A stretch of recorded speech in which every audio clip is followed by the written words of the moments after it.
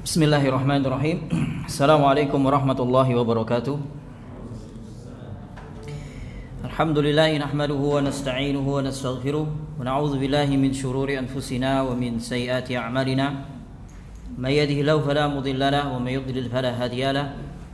Asyhadu an la ilaha illallah wahdahu la syarika lahu wa asyhadu anna Muhammadan abduhu wa rasuluh. Ya ayyuhalladzina amanu taqullaha haqqa tuqatih wa la tamutunna illa wa antum muslimun. Ya ayyuhan nas ittaqu rabbakumul ladzi khalaqakum min nafsin wahidah wa khalaqa minha zawjaha wa batha minhuma rijalan katsiran wa nisaa'a wattaqullaha alladzi tasaaluna bihi wal arham innallaha kana 'alaikum raqiba.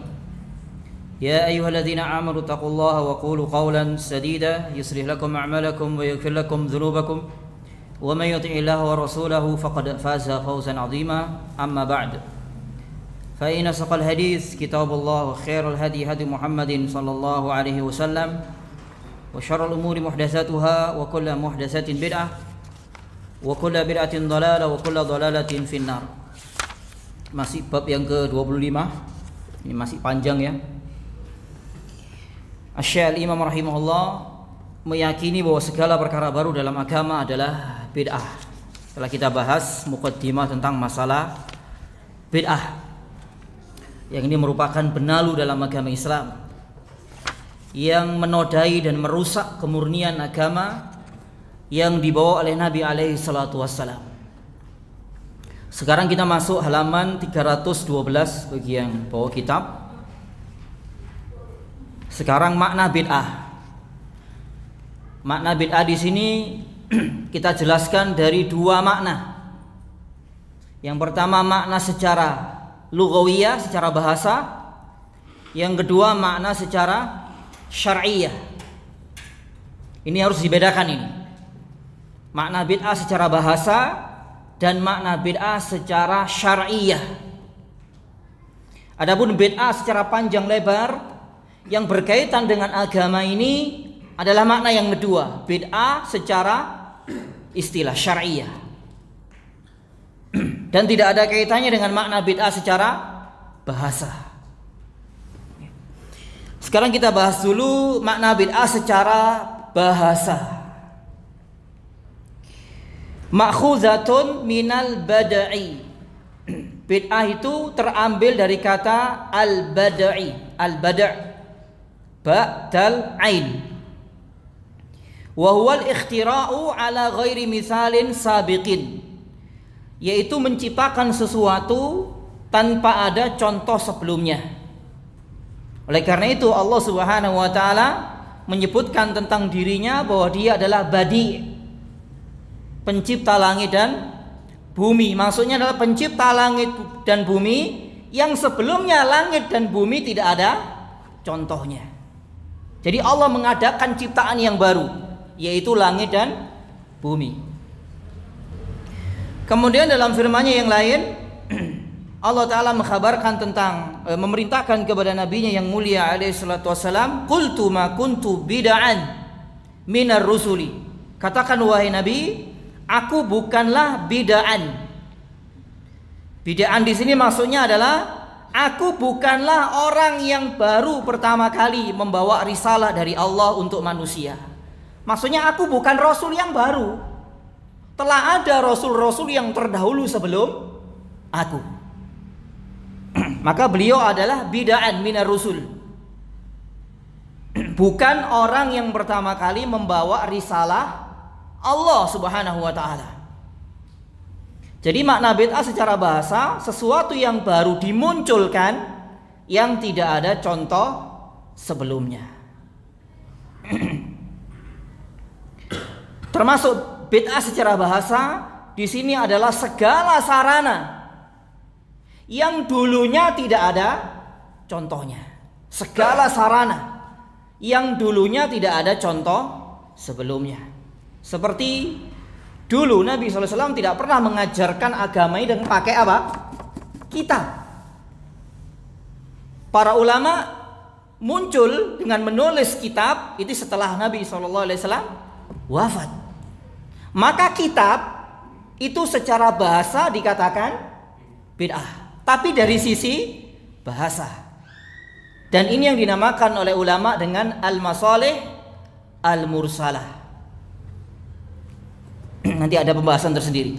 Secara ringkas adalah sarana, bukan inti dari ibadah. Jadi segala sesuatu yang baru muncul, yang dulu-dulunya tidak ada contoh sebelumnya, maka ini bid'ah dari sisi bahasa.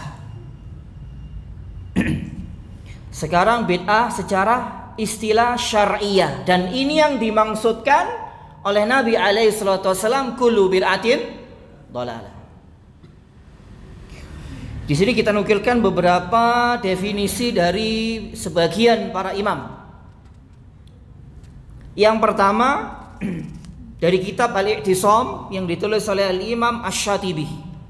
Ini salah satu kitab yang sangat bagus sekali, membahas secara lengkap tentang masalah bid'ah.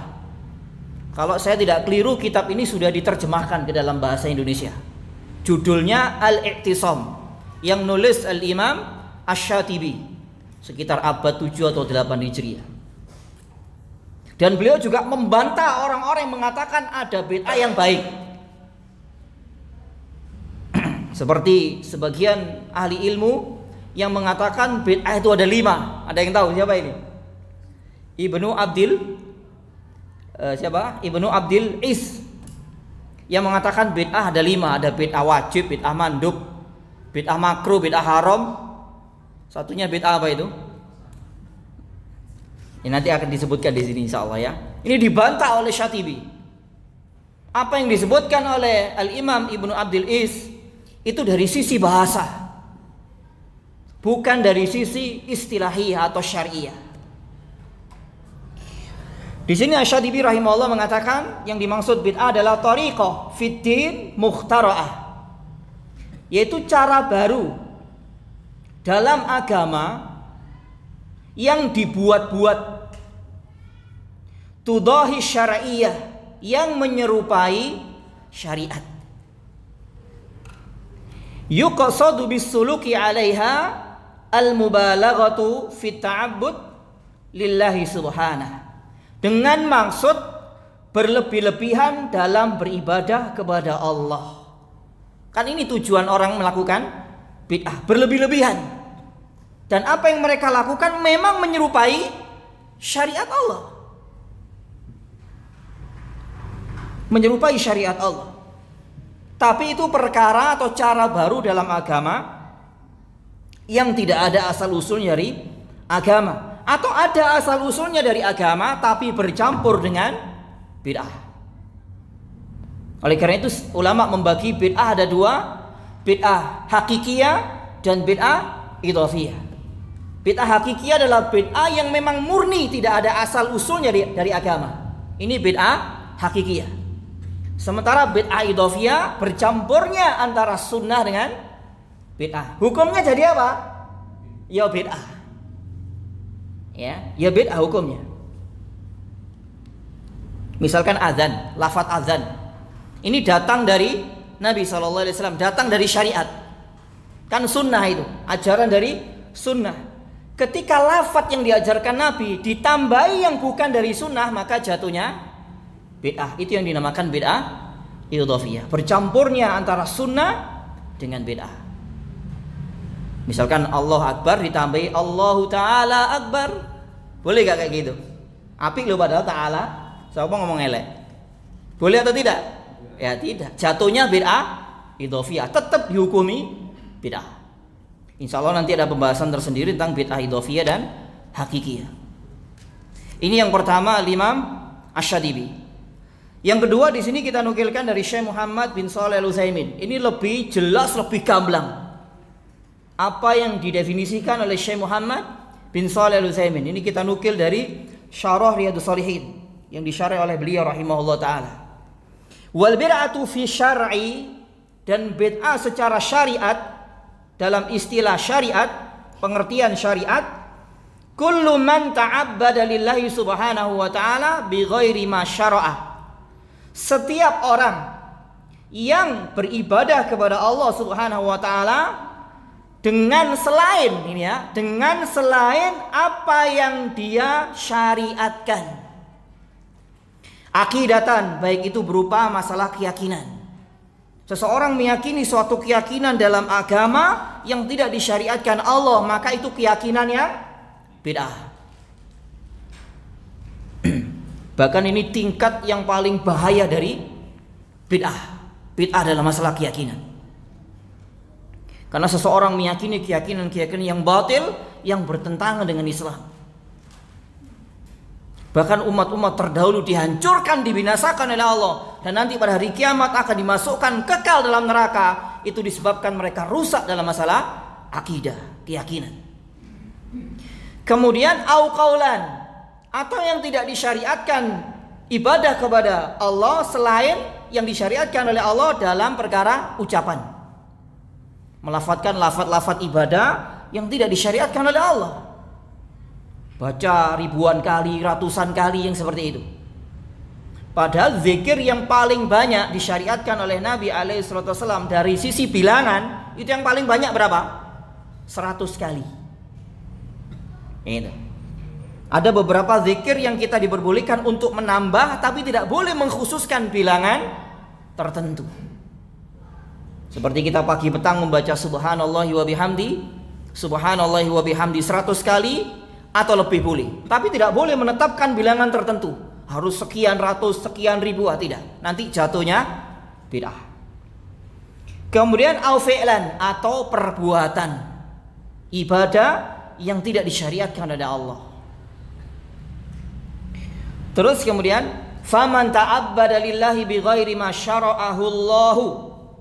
Barang siapa yang beribadah kepada Allah dengan selain apa yang disyariatkan oleh Allah, yang tidak disyariatkan oleh Allah, min aqidatin au qaulin au fi'lin fahuwa mubtadi'un. Dari perkara akidah, dari perkara ucapan, lafaz-lafaz atau perbuatan, maka dia adalah ahli bid'ah. Maka siapapun melakukan bid'ah, maka dia adalah ahli bid'ah. Apakah itu orang yang ngerti ilmu ataukah orang awamnya? Orang melakukan bid'ah, maka pelakunya dinamakan ahli bid'ah. Pelakunya dinamakan ahli bid'ah. Fa idza ahdatsal insanu, apabila seseorang mengada-ngada aqidatan, suatu akidah baru, fi asma'illahi wa sifatihi, masalan dalam perkara nama-nama dan sifat-sifat Allah, misalkan fahuwa mubtadi', maka dia adalah ahli bid'ah. Orang memberikan nama untuk Allah, seseorang memberikan sifat untuk Allah, tidak seperti yang Allah berikan nama dan sifat untuk dirinya sendiri melalui kitabnya maupun melalui rasulnya, maka dia adalah ahli bid'ah. Maka dia adalah ahli bid'ah. Seperti kaum Mu'attilah dan Musyabbihah. Orang-orang yang mengingkari sifat Allah dari kalangan Mu'attilah, Jahmiyah, kemudian siapa lagi? Mu'tazilah, Asy'ariyah pada zaman sekarang sebagian besar yang mereka ingkari, Maturidiyah, Kullabiyah. Dan seperti kaum Musyabbihah yang menyerupakan Allah dengan makhluknya. Kafir Musyabbihah ini. Kafir. Padahal Allah Ta'ala mengatakan laisa kamitslihi syai'un wa huwas samiul basir, dan dia Maha mendengar lagi Maha melihat. Lihat, perhatikan ayat ini. Lafaz yang pertama Allah mengatakan laisa kamitslihi syai'. Di sini Allah Ta'ala menafikan tidak ada sesuatu pun yang serupa dengan dia. An-nafyu, rukun yang pertama.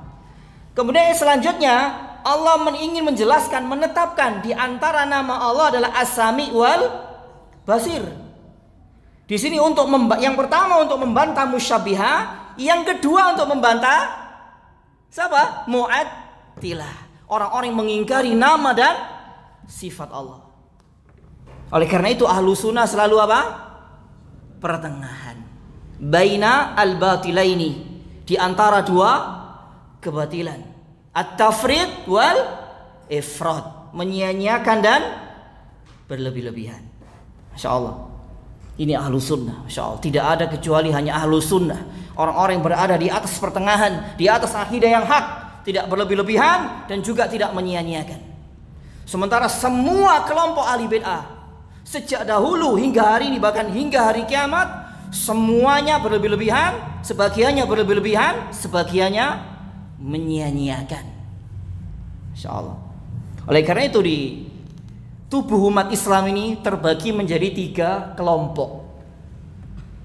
Yang pertama ta'ifatun tawassatot, yaitu satu kelompok yang pertengahan. Siapa ini? Ahlus sunnah. Yang kedua ta'ifatun afratat, satu kelompok yang berlebih-lebihan, ekstrim, hulu, dari kalangan ahli bid'ah. Kalau dalam nama-nama dan sifat Allah seperti siapa? Musyabbihah, karena menyamakan Allah dengan makhluknya. Ada kelompok lagi yang namanya farratat, ta'ifatun farratat, kelompok yang menyia-nyiakan. Kalau dalam nama-nama dan sifat-sifat Allah siapa mereka? Mu'attilah. Semua kelompok menyimpang dari Ahlus Sunnah wal Jamaah, mereka adalah berlebih-lebihan, sebagian mereka berlebih-lebihan, sebagian mereka menyia-nyiakan. Ini sering saya ulang-ulang masalah ini ya. Sering saya ulang-ulang dalam semua bab masalah akidah dan amaliyah.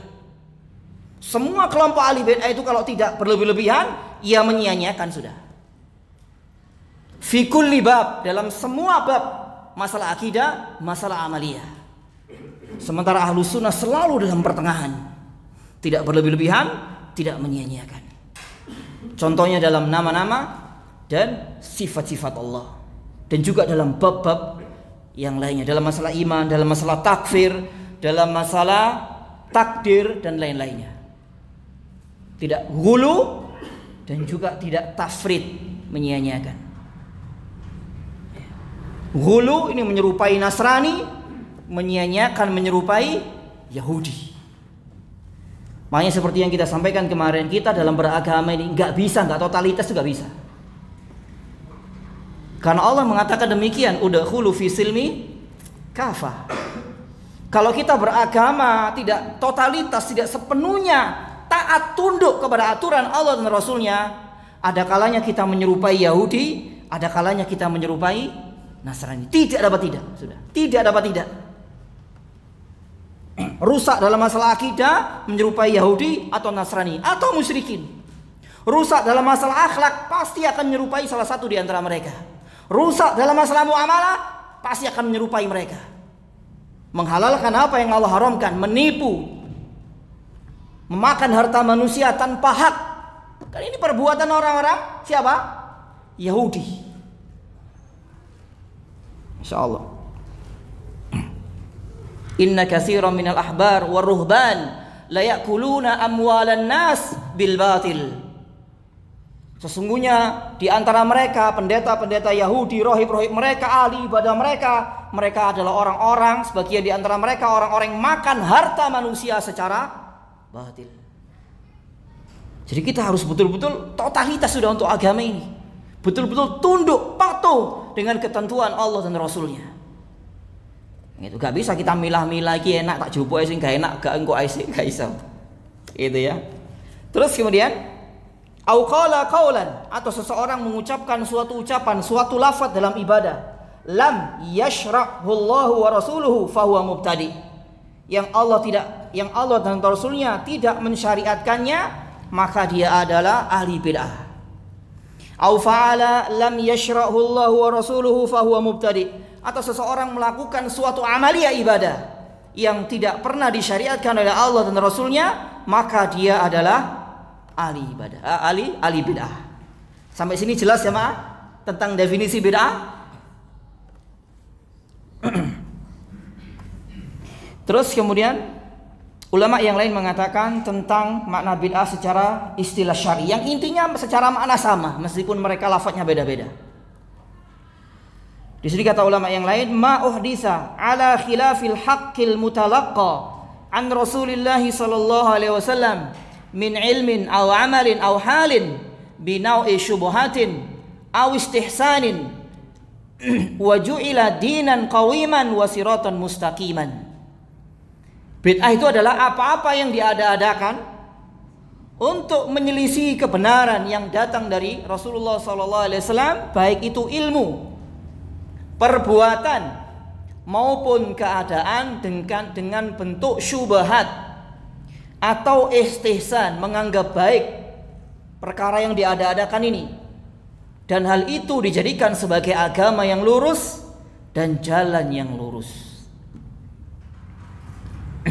Insya Allah ini akan mudah dipahami oleh siapapun. Para pelajarnya, ahli ilmunya, ataukah orang-orang awamnya, akan mudah dipahami. Oh, bid'ah itu ternyata seperti ini. Gitu. Terus kemudian, dan inilah yang dimaksud dalam sabda Nabi SAW, semua bid'ah adalah sesat. Dan beliau orang yang pertama kali mengatakan semua bid'ah sesat, dan itu selalu beliau ucapkan dalam khutbah beliau. Tidak henti-hentinya beliau memperingatkan para sahabat dari bahaya bid'ah, yang saat itu tidak ada bid'ah, karena para sahabat adalah orang-orang yang paling menegakkan sunnah. Tapi Nabi memperingatkan bahaya bid'ah. Masya Allah. Ya tentunya harus lebih sering diingatkan muslimin dari bid'ah ketika terjadi merebaknya bid'ah. Itu seharusnya. Bukan malah jarang-jarang, bahkan hampir tidak ada. Seolah-olah terjadi pembiaran. Bahkan sebagian besar ahli ilmunya dia membisu, tidak menjelaskan kepada muslimin betapa bahayanya bid'ah. Karena di antara salah satu, nanti juga kita sebutkan, di antara salah satu sebab banyaknya bid'ah, ya, sukutu ahli ilm, diamnya orang-orang yang punya ilmu, gak mau menjelaskan dengan berbagai alasan, wis, ya, nggak odilek gak diawakno, gak diundang maneh, itu, nggak wedi kan sing teko, ya itu, dengan macam-macam alasan. Insyaallah, na'udzubillah min dzalik. Berarti kan sama saja mereka menyembunyikan apa? Ilmu, kebenaran. Loh, di zaman Nabi, Nabi kayak gitu, gak ada bid'ah. Sahabatnya orang paling menegakkan sunnah. Setiap kali khutbah selalu mengingatkan wa kullu bid'atin dhalalah wa kullu dhalalatin finnar. Yang kita semua mungkin hafal itu. Iya, sampai ngelontok kan gitu ah. Itu. Apalagi banyaknya bid'ah merebak di tengah-tengah muslimin, yang seolah-olah di zaman kita itu sangat sulit untuk dibendung. Iya atau tidak? Iya. Wangil wis. Saiki kalau ngomong bid'ah, wah Wahabi. Iya atau tidak ini? Wah ki Wahabi wis kanok maneh iki. Iya gak? Iya. Itu Masya Allah, yang bahas syirik, wah ki Wahabi. Takfiri ya gitu dah. Masya Allah. Na'udzubillah min dzalik. Ya itulah, kita hidup di zaman yang seperti itu keadaannya. Terus kemudian, dan seorang muslim sejati, diperhatikan nih perkataan penting ini.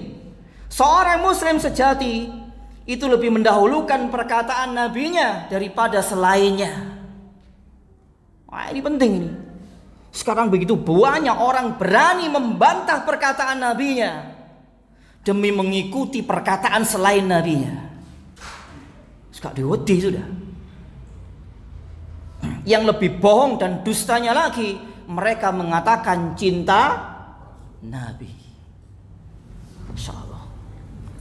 Kadzab. Bohong. Karena seorang muslim berkeyakinan setiap perkataan siapapun yang mengatakan dan menyalahi serta bertentangan dengan ucapan Nabi atau serta bertentangan dengan petunjuk Nabi, ini harus digarisbawahi, ini harus diingat sepanjang hidup seorang muslim. Setiap yang menyalahi dan bertentangan dengan ucapan dan petunjuk Nabi, siapapun itu orangnya, maka ucapan selain beliau wajib ditolak dan ditinggalkan. Ini loh manhaj salaf. Ya. Jadi seorang muslim tidak boleh mengekor kepada orang selain Nabi tanpa dasar ilmu. Ini manhaj salaf. Siapapun yang menyalahi Nabi, apa itu orang besar, orang memiliki nama besar, guru kita sendiri, siapapun, wajib ditolak. Nah, gitu. Karena kecintaan kita kepada Nabi yang mulia alaihi salatu wassalam lebih besar daripada kecintaan kita kepada siapapun, termasuk diri kita sendiri. Kan begitu seorang muslim.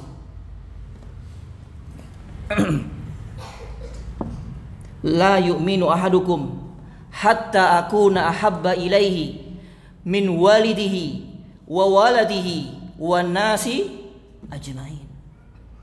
Tidak sempurna iman seseorang sehingga aku lebih dia cintai daripada dirinya sendiri, anak-anaknya, orang tuanya, dan seluruh manusia. Allahu Akbar. Ini harus diperhatikan ini. Dulu sudah kita lewati makna Muhammad Rasulullah ya. Ada berapa dulu? 13 atau berapa itu? Apa makna kita mengucapkan anna Muhammadar Rasulullah wa asyhadu anna Muhammadan Rasulullah? Bahwasanya Nabi Muhammad adalah hamba dan utusan Allah. Ada beberapa konsekuensi yang harus kita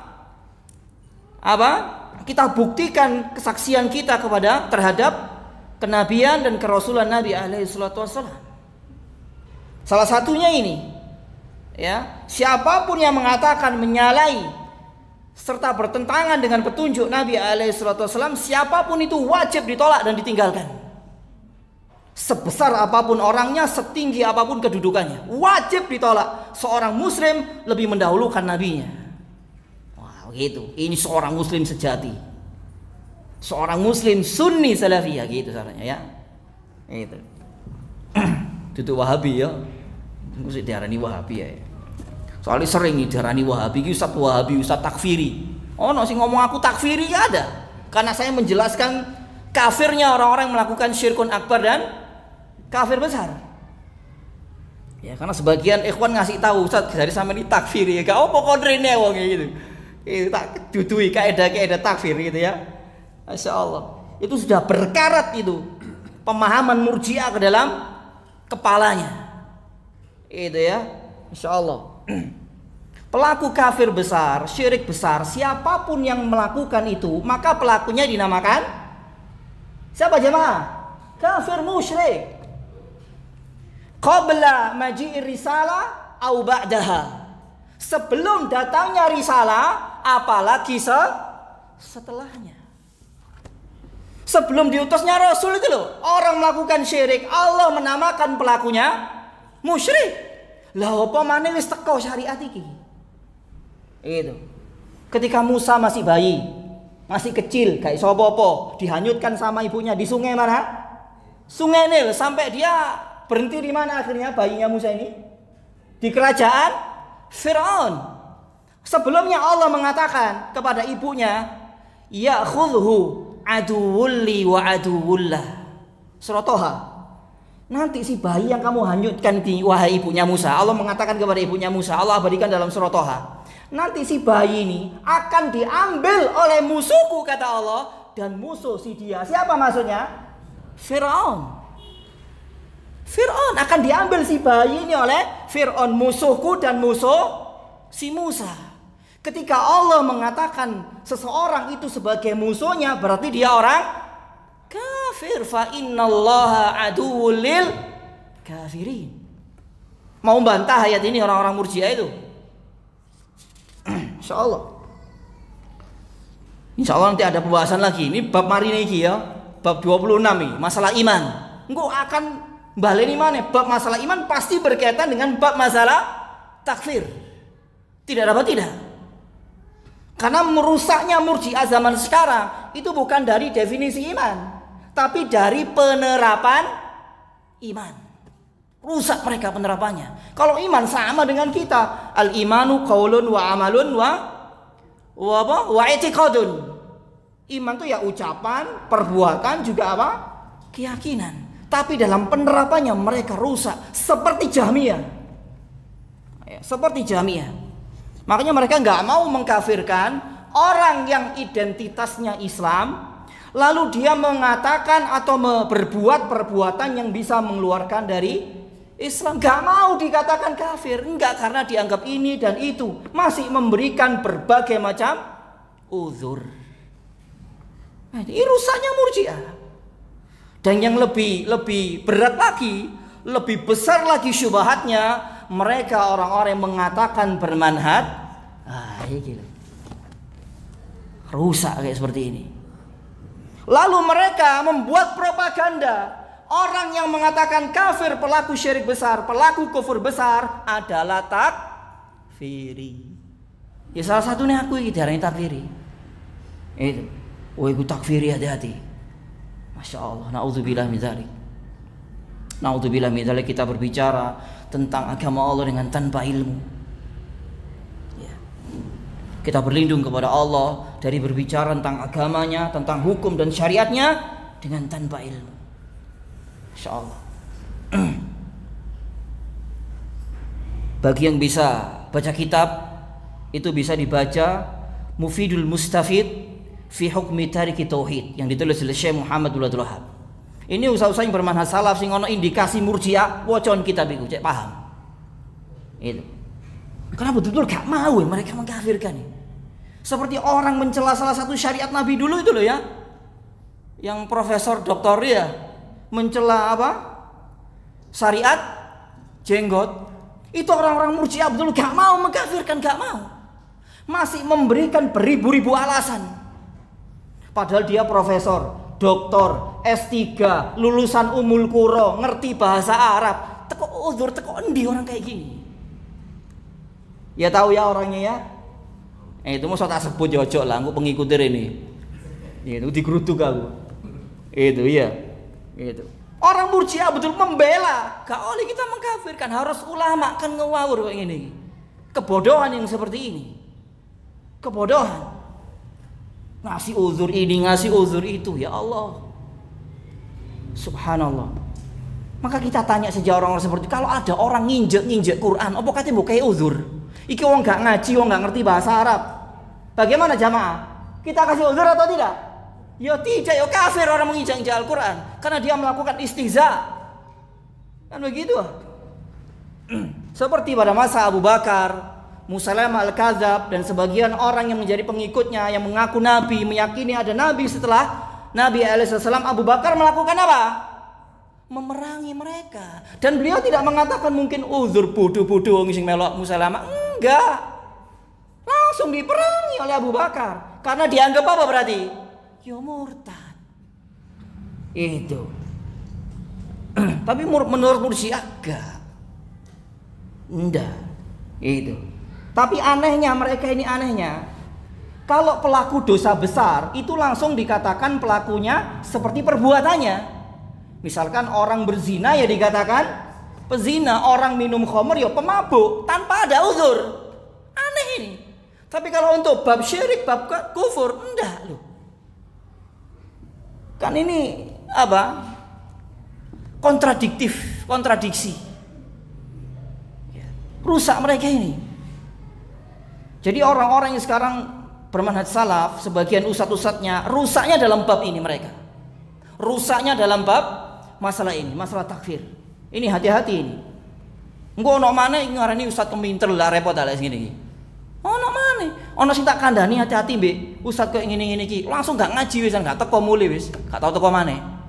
Lah ngono model-modele ya. Mesti gak pinter-pinter. Gitu loh. Wis dikandani loh, siapapun yang mengatakan menyalahi bertentangan petunjuk Nabi wajib ditolak. Tapi orang-orang mukallid tidak mau, gak mau terima. Itu gak mau terima. Itu. Nauzubillah min dzalik. Langsung gak ngaji wisan. Wah, iki ustaz sok pinter iki, sok bener dhewe ya gitu. Ya, masyaallah ya. Nauzubillah min dzalik. Tapi ketika guru mereka mengatakan atau mentahdzir atau memperingati bahaya seseorang, ya mereka hanya mengekor saja sudah. Bu bener, bu keliru, pokoknya dari guruku hati-hati fulan gak oleh diambil ilmunya, ikut aja. Nah, gitu. Tapi dikandani hati-hati lho, guru-gurumu tunggale gurumu iki ana paham murji'ah, langsung gak terima gak ngaji maneh wis, mulai wis ya. Urip wis. Nah gitu, kualitasnya kayak gitu nih kualitasnya. Sebagian besar di antara kita para pelajar itu. Masya Allah. Makanya kita harus betul-betul bersungguh-sungguh jamaah dalam belajar. Ahli bid'ah saja bersungguh-sungguh dalam bid'ah, kenapa kita bermalas-malasan dalam belajar? Khususnya kita ini loh, para pelajar sing temenan belajar gitu loh. Ojo sinau pas ketemu sapa? Ustaz itu. Iya gak? Iki sing nggo duwe buku iki ya. Kira-kira buku dibuka gak bentino? Ah, iku kesendiri aku rek kapok wis. Gitu ya. Lah iya malah ngono iku kualitas ngono iku lho ya. Makanya sulit untuk diajak betul-betul kepada al-haq ini sulit sebagian kita itu.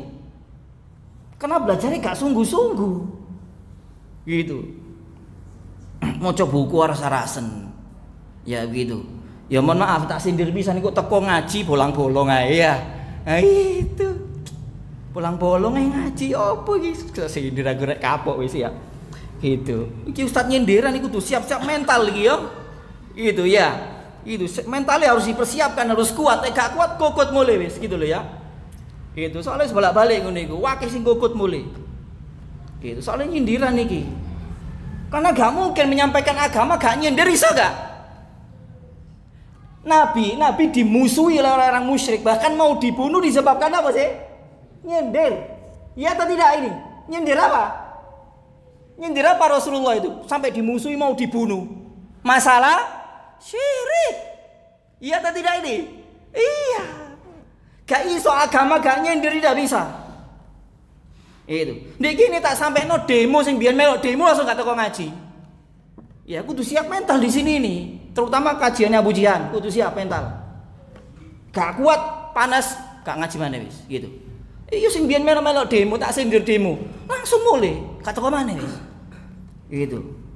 Soalnya guru-gurunya pada demo. Ah gitu. Masya Allah. Gitu. Gak bisa agama ini gak nyindir. Terus kemudian, ini terlalu kenceng, terlalu keras sih Ustaz. Ya enggak lah. Nah terus kudu ya apa? Kan ya kudu menggebu-gebu ya. Kudu banter, lembek kan gak enak jamaah ya. Nanti tidur. Gitu apalagi yang senden gitu ya. Gitu. Masya Allah. Terus disendiri tok iki pokoknya. Iya apalagi bid'ah ini semangat nih loh Mas bid'ah ya. Penuh dengan semangat 45 ini semangatnya ya. Itu apa mana kok syirik ya. Tambah semangat sudah. Gak ada ampun sudah. Itu kecuali dilereni baru mandek ya. Jadi gak apa-apa, tanggung jawab di akhirat gak apa-apa sudah. Ya kecuali dilereni, soalnya bolak-balik dilereni gitu loh ya. Gitu. Terus dilereni bolak-balik, terlalu kaku, terlalu keras. Sampai ada jamaah mengatakan, aku gak seneng ambil sampean. Terang-terangan kepada saya. Aku gak seneng ambil sampean ini. Tapi sampean itu nyampe no bener loh ya apa sih? Lah bingung aku. Ya ada terang-terangan loh kepada saya. Aku gak seneng pengajiannya sampean ini, tapi sampean ini nyampe no kok iso Quran be sunnah kabeh. Itu akhirnya dijak mangan aku ya. Itu, Masya Allah, dijak marung akhirnya. Jadi sampai kayak gitu loh. Jadi sebenarnya secara fitrah itu manusia gak bisa menolak kebenaran agama ini gak bisa. Mereka menolak karena apa sih sebenarnya? Hawa nafsu. Hawa nafsu. Kesombongan, kecongkaan. Itu disebabkan mereka menolak agama yang hak ini. Terus kemudian yang berikutnya, beliau mengatakan man ahdatsa fi amrina hadza ma laysa fihi fa waradun. Barang siapa mengada-ngada hal yang baru dalam perkara kami yang bukan berasal darinya, maka perkara itu tertolak. Yang dimaksud perkara kami dalam hadis ini adalah agama dan syariat kami, yaitu agama dan syariat Allah dan Rasulnya. Maka kesimpulannya adalah bahwa perkara bid'ah ini berkaitan dalam agama. Jadi fitin bukan perkara apa? Duniawi ya, fitin. Fil ibadah. Baik dalam masalah keyakinan, perbuatan dan perkataan. Oleh karena itu dalam salah satu kaidah bid'ah, para ulama menyebutkan kullu ibadatin, setiap ibadah, apapun itu bentuk ibadahnya, keyakinan, ucapan maupun perbuatan, lam yaf'alha ashabu Rasulillah sallallahu alaihi wasallam fahiya bid'ah. Ini untuk kita mengecek, mendeteksi ini bid'ah atau bukan, kita cocokkan dengan kaidah ini. Setiap ibadah yang tidak pernah dilakukan, diamalkan oleh para sahabat Rasulullah sallallahu alaihi wasallam, maka itu adalah bid'ah. Ini kaidah yang sangat besar untuk mengetahui dengan pasti, dengan mudah mana itu bid'ah dan mana yang bukan. Ini kaidah yang telah ditetapkan oleh para ulama. Dan kaidah yang semisalnya lau kana khairan la sabaquna ilaihi. Sekiranya perbuatan itu baik, tentunya mereka para sahabat mendahului kita, melakukannya. Jadi hadapkan segala bentuk ibadah yang dilakukan oleh manusia dengan kaidah ini. Ya. Terus kemudian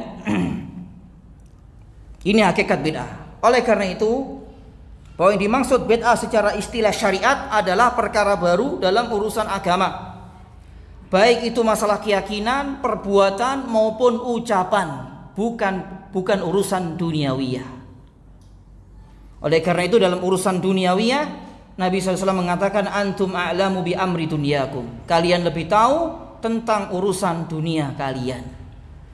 Maka tidak mengapa seseorang berinovasi. Ya, seharusnya kita ini warga kita plus 62 ini ya, kudu pinter berinovasi dalam apa urusan dunia. Kok Jepang dulu ya? Wah, pinter hebat itu. Ojo pinter inovasi dalam apa? Agama, rusak agama iki. Kadek wong kita iki cek pinter lek berinovasi dalam urusan agama. Iya atau tidak ini? Terus muncul tiap tahun bid'ah. Pinter nomor situ wis pokoke. Soft terdepan. Gitu. Seharusnya kan kayak Jepang ngono iku ah. Nyiptakno teknologi baru. Iya. Ojo inovasi perkara agama. Jadi tidak mengapa seseorang berinovasi dan membuat hal-hal yang baru dalam urusan duniawiyah berdasarkan hadis ini. Akan tetapi sangat terlarang bahkan haram membuat hal-hal yang baru dan berinovasi dalam urusan agama, karena agama adalah sifatnya tauqifiyah berdasarkan nas Alkitab dan sunnah. Ini tentang makna dari bid'ah dari sisi bahasa dan sisi syariah. Sekarang yang berikutnya, hukum asal ibadah adalah terlarang. Jadi kalau ada orang melakukan ibadah, yang ditanya apanya? Dalilnya, perintahnya. Kalau dalam urusan muamalah, yang ditanya larangannya. Gampang kan seharusnya? Larangannya. Ya mungkin azan dulu sebelum kita lanjutkan sedikit.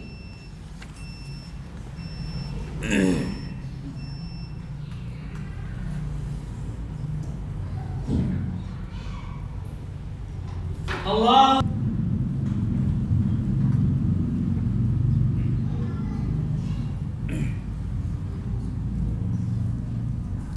Kita lanjut sedikit. Jadi hukum asal ibadah adalah terlarang. Jadi ibadah apapun yang dilakukan oleh manusia semuanya adalah ibadah yang haram, kecuali ibadah yang diperintahkan, yang ada dalilnya, yang ada tuntunan dan syariatnya dari Allah dan Rasulnya. Ini hukum asal ibadah. Ini juga perlu saya singgung tentang hukum asal muamalah tadi apa? Halal. Jadi segala bentuk muamalah apapun kita tidak boleh mengharamkan, karena semua hukum asalnya adalah halal. Kita mengharamkan kalau ada dalil yang mengharamkannya. Makanya di sini menunjukkan bahwa kita tidak boleh berbicara serampangan tentang hukum dan syariat Allah. Kalau kita melakukan ibadah harus ada dalil perintahnya. Kalau kita mengatakan suatu hukum muamalah ini haram, ini terlarang, ini nggak boleh, kita harus tahu dasarnya tentang keharamannya. Ya. Karena ini kaidah secara umum tentang hukum asal muamalah adalah halal. Muamalah apapun yang kita lakukan, jual beli, sewa menyewa, pinjam meminjam, semuanya halal, kecuali ada dalil syariat yang mengharamkannya. Kenapa para ulama menetapkan kaidah-kaidah seperti ini? Agar kita tidak serampangan di dalam berbicara hukum dan syariat Allah, untuk membatasi kita gitu. Jangan mengatakan ini halal, ini boleh, ini haram, kita gak punya ilmunya. Gak boleh, itu sama saja berdusta atas nama Allah dan Rasulnya. Jadi kalau sudah hukum asal muamalah itu halal, berarti kita tidak boleh mengharamkan kecuali apa yang diharamkan syariat. Ini sekalian saya singgung. Ada 8 kaidah untuk memahami muamalah itu adalah muamalah yang haram. Ini penting ini ya. 8 kaidah, mohon diingat-ingat, yang nyatat silakan dicatat.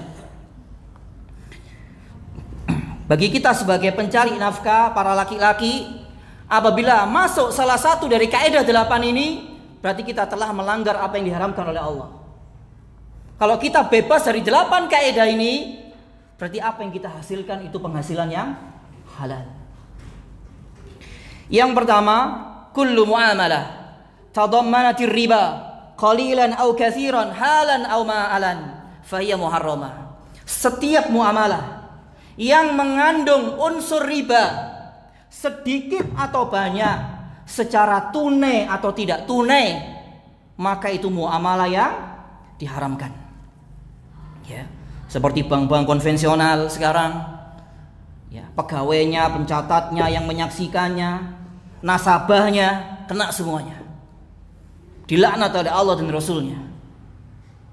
Pinjam meminjam adanya tambahan kullu qardin jarra naf'an fahuwa riba. Setiap pinjaman yang menarik adanya apa? Tambahan, maka itu adalah riba. Termasuk sekarang, di zaman sekarang ini adanya asuransi. Ya, ini yang ikut asuransi hendaknya berhenti sudah. Hendaknya berhenti. Bahkan di asuransi ini terkumpul 3 apa yang diharamkan oleh Allah: riba, gharar, dan apa? Judi. Ya, tentunya tidak di sini saya menjelaskan. Panjang ini kalau dijelaskan. Kemudian juga kartu yang dari bank itu apa? Kartu apa? Kredit. Ya, dan yang semisalnya. Seperti jual beli sekarang, riba jual beli seperti KPR nyicil, nanti kalau telat nyicil ada dendanya. Termasuk beli cash sama kredit gak sama. Harga kredit lebih mahal daripada harga cash. Ini termasuk cabang dari salah satu cabang riba. Ini sering saya sampaikan dan ini saya dengung-dengungkan ini. Meskipun sebagian orang membolehkannya. Itu yang pertama, kaidah yang pertama. Yang kedua, kullu muamalah tadammanat 'ala al-jahala wal gharar fahiya muharramah. Setiap muamalah yang terkandung di dalamnya sesuatu yang tidak jelas, maka itu adalah muamalah yang diharamkan. Seperti sekarang, zaman sekarang itu orang nggak punya barang tapi bisa jual. Ya, dia nggak punya barang diposting di media sosial atau yang lainnya, padahal dia nggak punya barangnya. Ini nggak boleh. Ya, kenapa? Ayo jual gambar. Jual gambar. Ini kan penipu seperti ini. Gak boleh ini. La tabi ma laisa indak, kata Nabi. Ketika mengatakan kepada Hakim bin Hizam, jangan kamu menjual barang yang tidak ada padamu. Ya, termasuk gharar di sini investasi bodong sekarang itu ya. Yang dulu penipuan sampai ratusan miliar bahkan triliunan. Padahal yang diperjualbelikan tidak ada, orang hanya naruh uang di sini. Itu hilang dalam sekejap. Seperti sekarang apa? Investasi apa namanya? Kripto itu ya, Bitcoin atau apa, ini investasi apa kayak gini? Orang dalam sekejap bisa kaya raya, uangnya ratusan miliar. Dalam sekejap orang bisa jatuh miskin. Bahkan tidak sedikit yang mereka bunuh diri. Ini gharar yang seperti ini, nggak jelas ini muamalah apa ini. Yang diperjualbelikan juga apa ini? Ini. Yang ketiga, kullu muamalah tadammanat al-mukhada'ah wal ghish fahiya muharramah. Setiap bentuk muamalah yang terkandung di dalamnya unsur penipuan, maka itu muamalah yang diharamkan. Seperti seseorang yang apa namanya? Menghilangkan cacat suatu barang, nggak mau menunjukkan kepada si calon pembeli, ditutup-tutupi. Ini penipu ini, seperti ini, nggak boleh. Itu. Atau mengurangi timbangan takaran, taklilul wazni wal mikyal. Itu. Yang keempat, kullu muamalatin tadammanat 'ala ad-darar wad-dirar fahiya muharramah. Setiap muamalah yang mengandung sesuatu yang membahayakan dirinya dan membahayakan orang lain, maka ini muamalah yang haram. Ya. Seperti nimbun. Ya, nimbun apa? Nimbun apa yang menjadi kebutuhan manusia, muslimin. Ini dosa ini. Nabi mengatakan, man ihtakara fahuwa khati. Dalam redaksi yang lain, man ihtakara 'alal muslimin ta'amahum darabahullahu al-juzam wal iflas. Sebagaimana riwayat Ibnu Majah, Barang siapa menimbun suatu barang, makanan kaum muslimin, ya, maka Allah akan timpakan penyakit lepra dan penyakit kebangkrutan. Ngeri loh ancamannya menimbun. Ini mendolimi banyak orang. Masya Allah. Dia akan menjual barangnya ketika barang-barang yang lain di toko yang lain menjadi sedikit. Terus menjualnya dengan harga yang tinggi. Masya Allah. Jadi dalam Islam diatur ini. Termasuk seperti sebagian olahraga, cabang olahraga yang membahayakan dirinya dan membahayakan orang lain. Apa contohnya? Tinju. Kalau sekarang tuh yang berkelahi bebas itu apa namanya? Yang petarung muslim terkenal itu nih. Habib ya, iya kak? Itu hasilnya haram. Itu. Tuh kan dia muslim, jenggoten ini belum tentu dia bukan ahli ilmu kok. Masa wong berilmu delok kok jenggote kan yoga. Sing gak duwe jenggot gak berilmu, berarti sing jenggote didik ilmune berarti kan gak seperti itu. Kadang gak masuk akal muamalah kayak gitu itu. Sekali bertarung mek gano 1 jam wis dapat ratusan miliar, ya atau tidak ini? Ya Allah. Terus duit teko ndi ngono. Ya aku dhewe gak ero ya, mung sampean takon duit teko ndi. Sing kene golek puluhan ewu atusan ewu medet meret ngono 1 jam wis ratusan miliar, gak masuk akal. Ya Allah, nauzubillah min dzalik. Ya. Terus kemudian yang kelima, langsung saya singkat, segala muamalah yang mengandung jual beli yang diharamkan syariat, maka itu jual beli yang haram. Seperti jual beli babi, jual beli anjing, jual beli patung, khamr, jual beli kucing, termasuk kucing ya, sebagaimana riwayat Imam Muslim sahih. Imam Muslim sampai memasukkan dalam kitab sahihnya tentang jual beli kucing, haramnya jual beli kucing. Jual beli bangkai, jual beli alat musik, ya, atau yang lainnya. Terus kemudian yang keenam, setiap muamalah yang dibangun di atas sesuatu spekulasi, maka dinamakan apa berarti? Spekulasi, judi. Ya, judi. Seperti perlombaan sekarang itu. Lomba balap mobil, lomba apalah. Ya, kecuali lomba-lomba yang dibolehkan oleh syariat seperti lomba apa? Pacu kuda, unta dan memanah. Ya, selain itu tidak diperbolehkan. Atau investasi seperti tadi, investasi bodong, trading atau apalah itu istilahnya. Ya, ini sangat besar spekulasinya. Yang ketujuh, ini kita singkat ya, setiap muamalah yang mengandung unsur saling tolong menolong dalam perbuatan dosa dan permusuhan, maka itu muamalah yang haram. Ya, seperti seseorang menjual anggur. Diketahui calon pembeli ini akan menggunakan anggurnya untuk khamr. Kalau dia tahu gak boleh, haram hukumnya. Atau seperti seseorang punya area besar, rumah yang besar, atau tanah besar, disewa oleh seseorang, dan orang yang menyewa ini akan menggunakannya untuk sistem ribawiyah. Maka orang yang punya tanah ini, kalau dia seorang muslim yang beriman kepada Allah dan hari akhir, maka tidak boleh menyewakan kepada orang yang menyewa seperti itu. Gak boleh.